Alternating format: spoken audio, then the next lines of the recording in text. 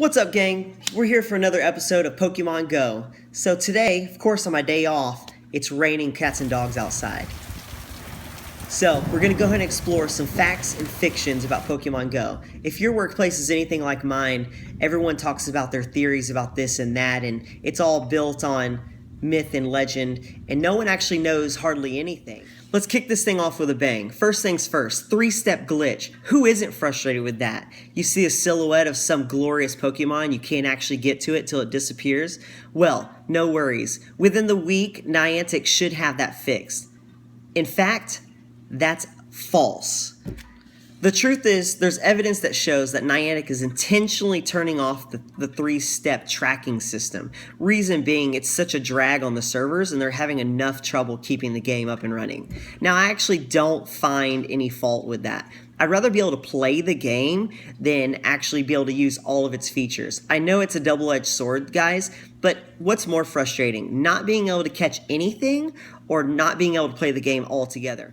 The next rumor is there's actually a way to choose your eeveelution. Well, that is so true.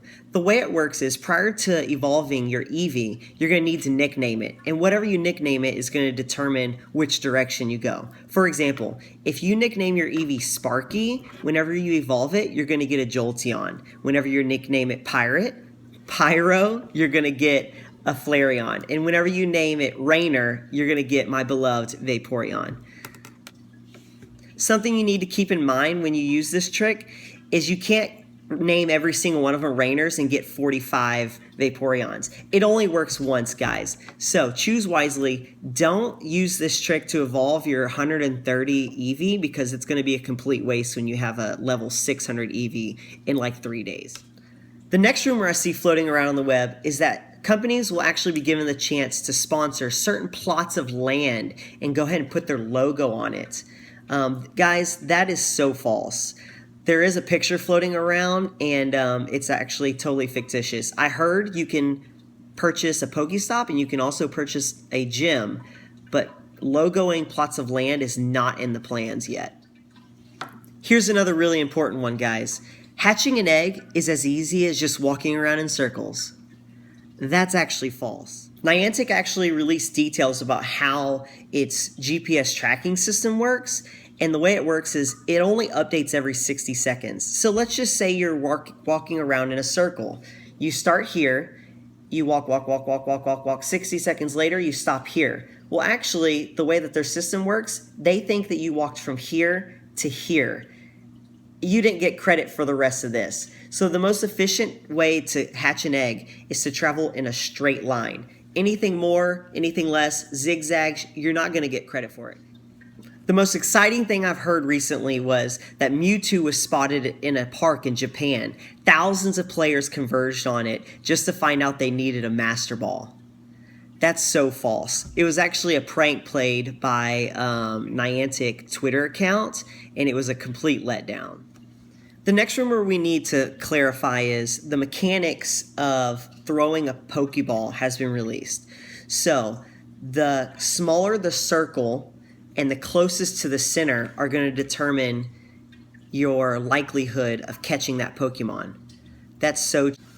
On a side note, guys, if you're not hitting the circle at all, don't bother with what size it is and waiting till it gets smaller. Just throw the Pokeball. There's another rumor going around regarding to eggs. We all know about 2K, 5K, and 10K eggs, and there's supposedly a small possibility, even if you're hatching a 10K, to get whatever Pokemon might have come out of a 2K or a 5K. It's a less likelihood of you getting something that should have been in a 2K. That's actually false. There's a set roster of Pokemon for each egg length. So don't get discouraged if you see something pop out of an egg when you thought you should have been hatching a 10K egg. Clearly it wasn't your 10K egg.